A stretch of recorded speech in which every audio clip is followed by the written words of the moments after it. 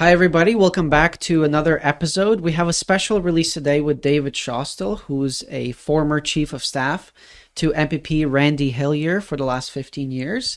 And we're visiting him in Perth today. So we got a different location, different background over here. But welcome. And why don't you do a quick introduction of yourself as well, so the viewers know? Well, thank you for having me, and welcome to Perth. I served as Chief of Staff to MPP Randy Hillier for the last 15 years through the ups and downs of the legislative process and helping by serving the people of this community and helping them get through government issues and problems that arise in the day-to-day life of the average citizen. Excellent. Well, you've served Randy Hillier and the people here in Perth for the last 3 years during COVID. So tell me a little bit about the experience that you've had working with Randy and the people here. COVID has been an interesting period of time for certain. Of course, as everybody is probably aware, my boss was quite opposed to the COVID measures. He started questioning things very soon after the March 17th declaration of a state of emergency in Ontario. The evidence that he was seeing coming in didn't weigh out in his mind with the threat of the illness, and he was opposed to the violation of people's civil and charter rights in order to impose restrictions that were probably not going to help with dealing with the pandemic at all. Mm-hmm. And so he actively became engaged in opposing these measures, and as a result became somewhat ostracized within the community, which made serving the community a little more complicated. Right. Well, you've been in politics for the last 15 years, specifically working with Randy, but do you think there's a political solution to the problems we face today and what happened over the last few years? Well, I think the overarching problem is definitely a political problem, but it's both with the institution itself, mm-hmm. and then the behavior of people in response to the institutions. The problem with the institution itself is that the party has become more important to the elected representative than the people they were elected to represent. And as a result, the ambitions and desires of the party almost always will take precedent over the wishes and ambitions of the people the representative was elected to represent. And that has caused a great diminishment in the trust people had with the institutions. Mm-hmm. The side effect of that is it's created a great amount of apathy amongst voters. And as a result, people will often not look close at alternative candidates, independent candidates. They're not looking for somebody who shares their view. They're interested in voting for the party they think is going to win in many cases, or they're voting for the party or the party leader they believe most represents their interests. Right. Which is a corruption of the system. The system is designed that you seek out the person who best represents your views in your riding, and you vote for that person. Right, and we obviously haven't seen that with the recent election that we've had. No, we certainly have not. Most voters decided not to vote at all. Well, exactly. We had 57% of the voters who decided that it just wasn't important enough to participate. And again, part of that is because people have become jaded with the institutions. And there's another element. Life has gotten so busy. The economy, the economic problems people face have forced people to work more hours. And then there's the other element of it. Society seems to have accepted that gathering debt or creating debt is not a problem. Mm-hmm. And they're willing to live and saddle themselves with debt very often to have the latest conveniences in life.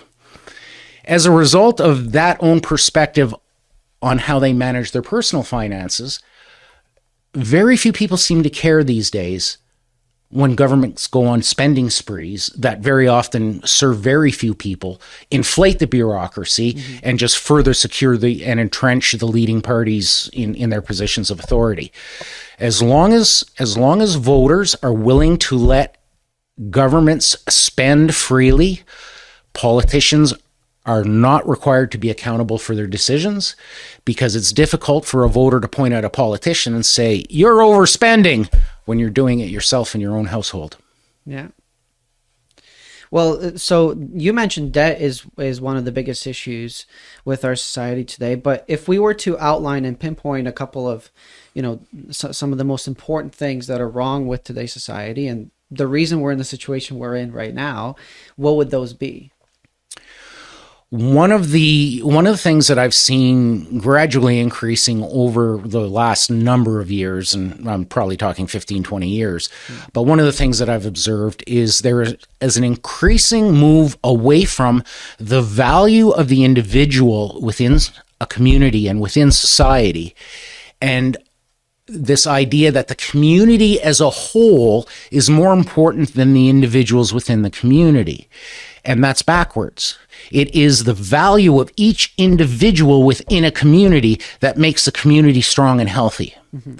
When you flip that on its head, you end up with people who don't feel responsible for anything anymore. And that's not my problem. And those kinds of attitudes start to become pervasive. The importance of individual sovereignty and individual responsibility is what built our communities, and shifting away from that and moving to a collective ideal, I believe, is very, very dangerous for society. Yeah. So I mean, you mentioned individual responsibility, and that's something we've talked about for months on our podcast. Yeah. Because that is the pivotal thing that our society has been missing. It's always somebody else's fault. It's always somebody else's fault every single time. Yep. Nobody takes responsibility for their own failures and the things they've done, and that transfers to government as well. Absolutely. Because and then people don't feel the need to hold the government accountable, because it's like, oh well, I'm not holding myself accountable for shit, so why would I hold the government accountable? It's kind of the same thing. Well, you're exactly right. And one of the things that I observed over the last 15 years, and I'll give you a very specific example of that. In 2003, when Dalton McGuinty was elected Premier of Ontario, I believe there was about 370 agencies, boards, and commissions in Ontario. Agencies, boards, and commissions are bodies set up by the government to make decisions in certain sectors of society and government. Okay. The thing is, when these agencies, boards, and commissions make a mistake or screw up, the minister responsible for that portfolio just says, hey, that wasn't my fault. I didn't do that. That was the agency, and we're going to get that corrected. We're going to get that agency doing things properly again. Okay. So what the agencies, boards, and commissions do is it removes any accountability from the minister. Right. There were 375 in 2003, roughly. It was in the high 300s. Okay. There's over 700 of them today. Wow. So they just create more and more They agencies. just create more and more agencies to remove responsibility from the minister. Therefore, anytime there's an issue, the minister says, that wasn't my fault. It was this rogue administration in the agency, and we're going to address that. But I didn't do anything wrong, so you can still vote for me. I'm a good person. Okay, so these agencies and commissions, they're handling like a small part of the minister's job, essentially? Yes. Yeah, they're essentially taking over what used to be a department of a ministry. Okay. So an example. Could you list some examples? Well, one of them was originally in 2003, the Ministry of Training Colleges and Universities took care of all the trades. Mm-hmm. Okay. The ministry did it, and the minister was accountable for decisions. Then the Liberal government created the Ontario College of Trades, which was largely a union-influenced agency that was responsible for the licensing of all the tradespeople in Ontario. And of course, they decided that everybody was a tradesperson now. If you were a horse groomer, you're now a tradesperson. There's actually one of the trades is an Aboriginal cultural liaison. Oh, wow. That's very specific. It's very, very specific, but they've identified it as a trade, which means the person who does that, who has that skill set, right, like the hairdresser or the Aboriginal cultural liaison, that person now has to pay a fee to this agency in order to be licensed to work in Ontario. Wow. Well, that's what's the point of that? The point of that is revenue for the government. while creating the distance from the agency and the minister, so the minister's never accountable. So it's providing funding for the government and taking away responsibility from the government. That's right. On the decisions. That's right. Yeah. Commission. So nobody's responsible at that point. Nobody is responsible. Wow. So there are big decisions being made, lots of money thrown around, and nobody taking accountability for it. That's exactly right. Oh, that's excellent. And we went from, in 15 years, we went from roughly 375 bodies doing this to, I believe there's more than 700 of them now. It's more than doubled to take away even more responsibility from the minister. Absolutely. That's incredible. Now, in fairness, I will say that the Ford administration recently reversed that, and they've put... this is one of the good things that Doug Ford's done. He's put the responsibility back on his minister. They're disbanding the Ontario College of Trades and moving it back to the Ministry of Training Colleges and Universities. And in politics, credit ought to be given where credit is due. When these politicians do a good job, people should be commenting on it, taking note of it. They did the right thing. They did a good job. It goes both ways. As much as they need to be accountable and held responsible, which we're not seeing very much, they do deserve a pat on the back when they do a good job. On that specific issue, yeah. Yeah, exactly. Yeah. Okay, well, what are your thoughts on the recent election that occurred? Well, first, I was quite surprised that Doug Ford got such a massive majority. It shows me that the level of discontent with his handling of COVID was not where I thought it was. That's also reflective with how the new alternative conservative parties that came out, the kind of response that they got from the voters, whether it was the Ontario Party, the New Blue Party, and the People's Party of Ontario, and then there were a number of independents that ran. The fact that these people weren't terribly successful, and we talked about this a little bit earlier, suggests to me that people aren't as angry with the system as I had hoped they would be. I expected that Doug Ford might get a slim majority, but I thought the voters were going to be a little bit disappointed with... I thought conservative voters would be a little bit disappointed with how far to the left he moved during COVID. But it appears that the voters decided that that was a necessary and expedient move for him to make in order to protect the public health and public interests. I don't share that view, but apparently the vast majority of voters do. So this is something that I've heard from Randy Hillier himself, is that politics is downstream from culture. He's been talking about that, and the general saying is that you should focus on the culture to fix the culture before you can fix the political issues in a country. Because politicians are obviously going to act according to the culture that is in place. And so you mentioned that normalization of being in debt and individual responsibility, which kind of goes, the debt issue is also tied with individual responsibility. Now that I think about it, people are being, they feel like they don't have any responsibility for their financial debt, right? And that's kind of the problem. So if we are going to go about fixing individual responsibility within our culture, how do you suggest we start this process, and how do you suggest we go about this in the near future? I think it starts with everybody thinking internally and evaluating what's important to them in their life. And I think they will find that achieving what they value in life is best done through them looking after their own best interests, taking care of their individual responsibilities, and not looking to somebody else, specifically government, to fix their problems. I can give you a specific example, and I've seen this reoccur at just about every federal or provincial debate, local debates that I've been at. There is always an individual in the audience who will ask what the candidates are going to do to end violence against women. And of course, violence against women is a scourge on society. But the answer doesn't lie with government. A government can throw all the money to create programs to assist women who've been victims, to beef up the shelters, which they do need to do. We need more shelters. But the fix to the problem is individual responsibility. It's teaching young men the value of their fellow citizens. Teaching them that the women in your life are just as valuable as the men in your life, that women contribute to society equally with men. We have different roles in society, perhaps, but that's no reason for any individual to live under the threat of violence. But that is a societal change that has to happen, and that is done through individual responsibility. I don't care how much money the government throws at it.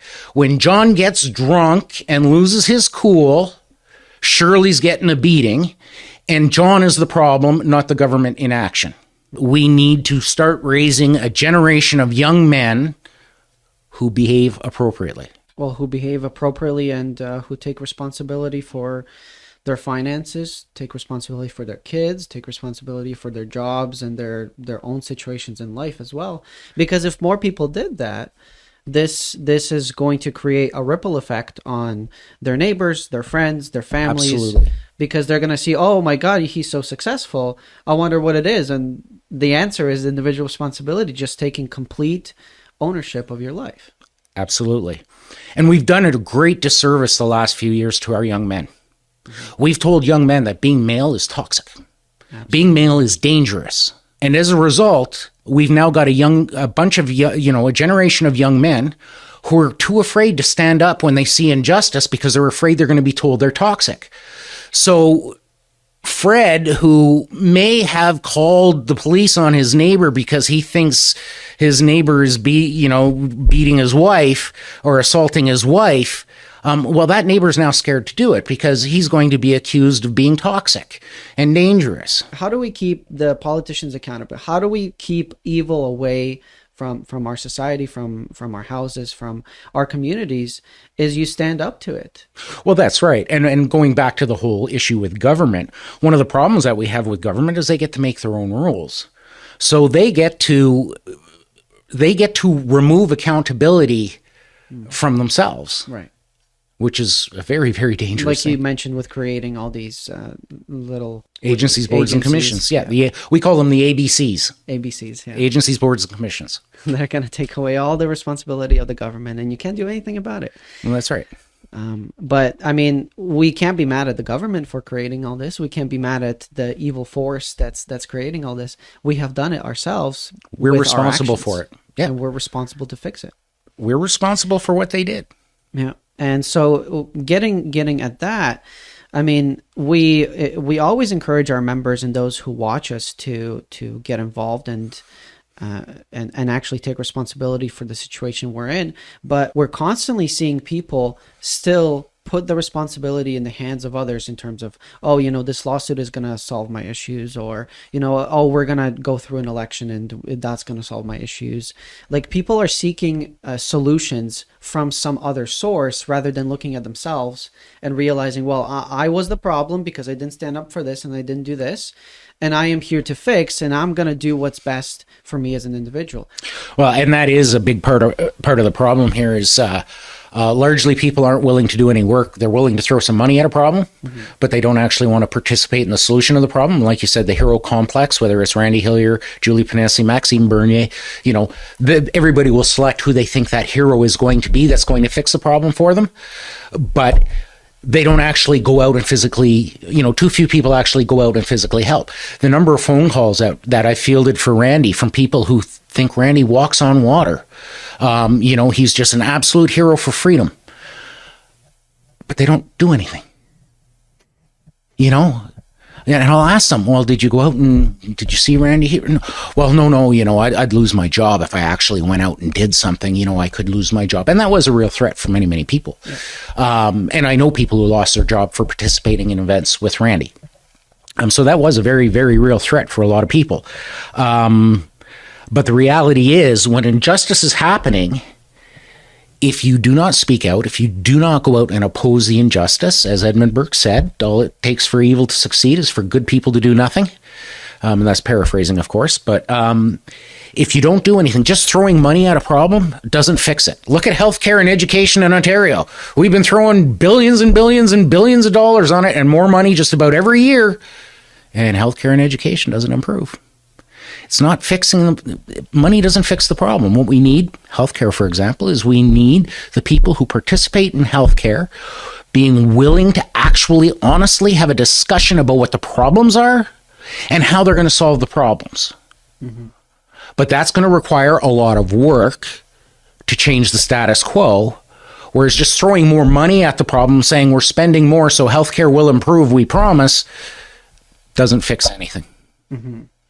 Well, could you explain a little bit about how the funding works? Because I know that the politicians get criticized for, the education system is bad or the healthcare system is bad, but they're not the ones that come into, the hospital and say, oh, this needs to be fixed, this is going to be done, this is going to be done.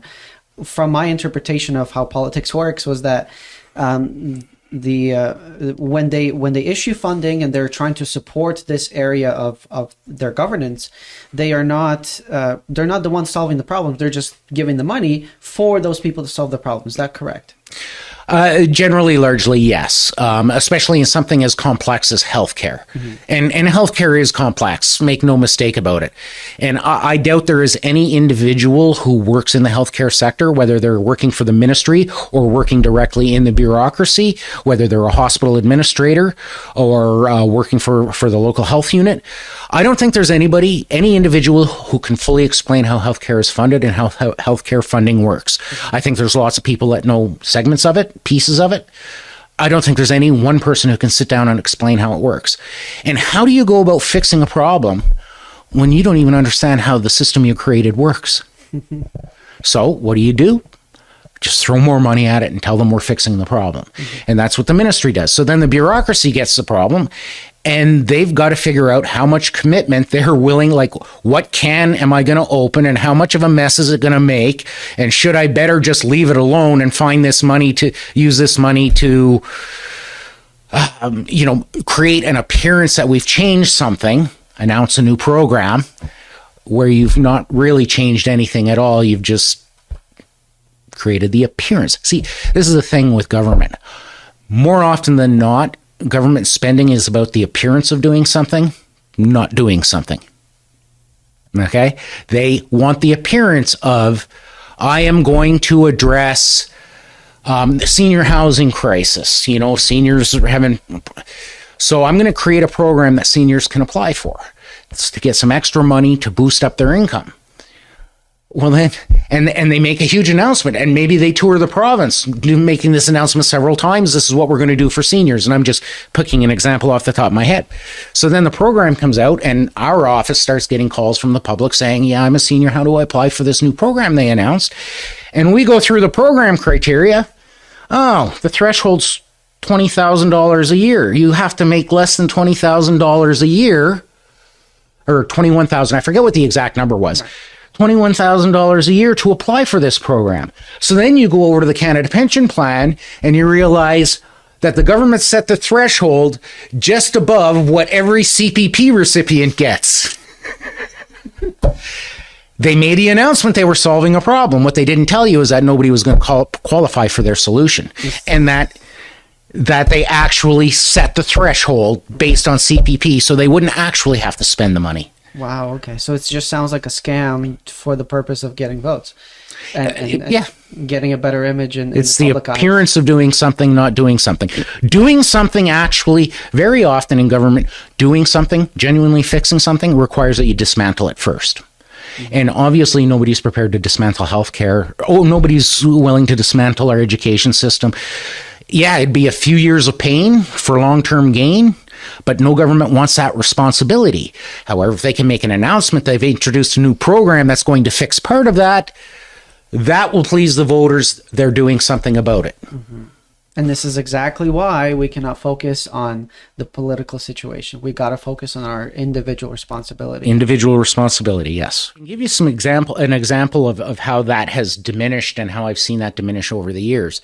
Somebody will call the office here and they'll say, I need the MPP's assistance. My neighbor's put up a fence and I believe the fence is on my property line. Mm-hmm. Well, there is an agency of government that comes out and investigates fences. Of course. There is actually a Fence Line Act. Okay. It's a Fence Line Act or regulation. I don't remember if it's legislation or regulation. I think it's legislation. And there is an agency responsible for coming out and enforcing that. Mm-hmm. But I'll say to the person, did you call your neighbor? Did you go over and knock on his door and say, hey, there may be a problem with the fence. Could we talk about it? No, you just went to the highest authority first. Maybe you go talk to your neighbor. clever and ingenious idea. Go talk to your neighbor. Maybe he doesn't know he made a mistake. Maybe he didn't make the mistake. Maybe his contractor did. Go talk to the person. And we've moved away from doing that, where if you and I have a minor conflict over something, instead of one of us approaching the other and saying, Andre, I know we disagree on this. Can we find a resolution? Or Andre, you've done this and I think you may have made a mistake. Can we talk about it? Can we see about fixing it? Instead, people go to an authority and they want the hammer brought down, and they want enforcement, and they want that person to pay through the teeth. Well, that just creates a society of people who hate each other. Go over, talk to your neighbor, say, hey, I mean no disrespect, but I've got this problem with something you've done, and maybe we could find a way to fix it. Talk to each other. And that's another, perhaps the third of the other issues, is people have stopped talking to each other. And that got enhanced during COVID when people were scared to even approach each other. So we've moved even though we were already moving away as society from being willing to communicate and work out our problems between ourselves, under COVID, we've almost eradicated that. Now everything goes to some authoritative body for enforcement. Right. And that is to the diminishment and detriment of society. We share this planet as people. We bloody well better be able to speak to each other. That's right. Well, I totally agree with that. I mean, we talked about community building, and the first step of overcoming the cultural issues is with your neighbors.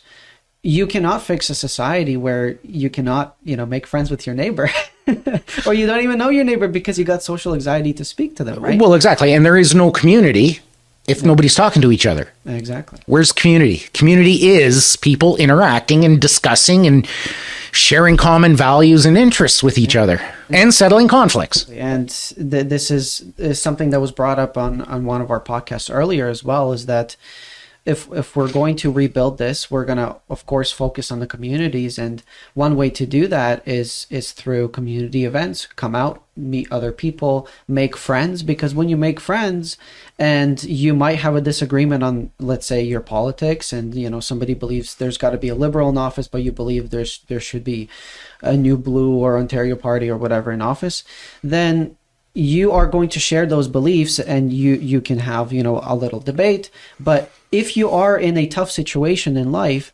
and you could share the injustice with those people, like for example what happened throughout COVID, right, places shutting down, you could share that with people in your community, and they will come out to support you because they know you. They think you're friendly. Oh, he was friendly at this event. He was friendly at this place, and we made resolutions before. So they know you're not a crazy person. They will actually share those beliefs and help you out in that situation. And that's what we need. That's what we're missing. But instead of getting that help from your neighbors or your community, everybody's calling the politicians saying, hey, you need a new policy. You need to fix this issue for me. Right. But that's not the politician's job at that point. No, that's right. And we've seen political discussion even degrade where it's, let's say this person's a Liberal supporter and this person's a Conservative supporter. Well, they'll argue back and forth about why Liberals are bad and why Conservatives are bad. You'll never hear them mention a single policy or idea. Yeah. They just don't like each other because I'm red and I'm blue. Well, no, it's the ideas that are important, not what banner is supporting this idea or what banner is supporting that idea. Good ideas don't come with a banner. Right. And those are the conversations people should be having, not Liberal Party is better, Green Party is better, New Blue Party is better, Ontario Party is better. No. What are the good ideas that are going to move us forward as a society and create a healthy future for generations to come? And another thing that we have been missing is that exactly that debate, because it seems like people have been. I mean, we elected an Ontario majority or Conservative majority for the last two cycles, right? And people seem to be content with that. But I mean, if you're on your political spectrum, you are for democracy, then I've learned that it's something that's not good for us, because we cannot have a majority without a debate, and having that debate in the House is actually healthy for the democracy, but people don't seem to make that connection. Yeah, debate ends pretty much when you have a massive majority, like Doug Ford's got. But there is a famous expression that politicians are like diapers. They should be changed frequently, and both for the same reason. You will see there is a tradition among governments, and this happened with Dalton McGuinty. He had a couple of majorities, and then there was a minority. Because people started to get tired of, when you're the government, you get picked on by the press a little bit more than anyone else. So the voters get tired because the press says they should be tired. So they return a minority government. Large majorities like Doug Ford has traditionally don't last very long. Brian Mulroney had two of the largest majorities in federal Canadian history at the time, but he wasn't going to survive to get a third government. So he resigned, and of course the Federal Conservative Party under Kim Campbell got wiped out and reduced to 2 seats. After having the largest majority in the Canadian history, they went to 2 seats the next election. So I guess I'm saying, I hope I'm not contradicting what I was saying earlier about voter apathy. There is a trend, though, that voters just get tired of hearing the same name all the time, and they'll change it up for no other reason than I want something new. Right. Doesn't matter if the new is a good idea or a bad idea. I just want something different. More often than not, voters, especially voters in Ontario, vote to remove a government they don't like than they do to vote for somebody they do like. There's a lot of strategic voting that goes on, and that putting in place of a person that they do like is supposed to happen at the local level. So why do you think the freedom movement was largely unsuccessful? There were some people involved in the freedom movement that weren't interested in defending the charter. They had other interests and other agendas. Some of them, it was just about personal aggrandizement and fundraising, getting money. Other people in the freedom movement, one individual wrote a book, and everywhere he went, all he was doing was selling his book. It had nothing to do with actually endorsing or moving freedom forward. The other element is there were groups that are far too militant, and society was not going to accept a freedom movement that seemed dangerous or threatening. There has to be some gravitas to the freedom movement, but it has to be educated, informed, and it has to be peaceful. Now, there was no violence at the Freedom Rally in Ottawa, so violence wasn't an issue there. But I just think the fracturing of objectives and ideal, the lack of unification, and the lack of understanding of how to properly impress an idea under the current political and media climate wasn't well enough understood by many of the participants, and the media was given a free rein to absolutely tarnish the Freedom Convoy without any evidence. And the evidence is all coming out now that most of the stuff that the media projected to the public about the Freedom Convoy was false. Right. But it was hard for the freedom movement to say, no, that's not what we're doing, and no, that's not us, when the media 24/7 was saying, yes, that is you. Example, there was a Nazi flag that appeared at one point at the Freedom Convoy. And it was mentioned later on, but very quietly, that in fact it was an Eastern European gentleman who was waving the flag as a warning, this is where Justin Trudeau is taking us. But the whole convoy got smeared with being white nationalists, neo-Nazis, Nazi supporters, that kind of thing. That was not the intent of the individual with the flag there. Of course. And they created a story just to dismantle the credibility of the freedom movement. That's exactly right. Yep. But it seems like a lot of the individuals who are involved with this movement, they fell for the profiteers, and there's a lot of people who were just there to profit from it. Yeah. There was an individual there. Their intention and purpose of being there was to help grow their new political party. It was the perfect place to do it. And if I were in his position and with his agenda and objectives, I probably would have taken advantage of the opportunity myself, because it's politically expedient. It was the perfect audience for him to introduce his new party and share his ideas and his support. But again, he's allowed to do that, and anybody with political sense would have done that, taken that advantage. But that wasn't helping the freedom movement. Mm-hmm. That was helping move his personal interests forward. Mm-hmm.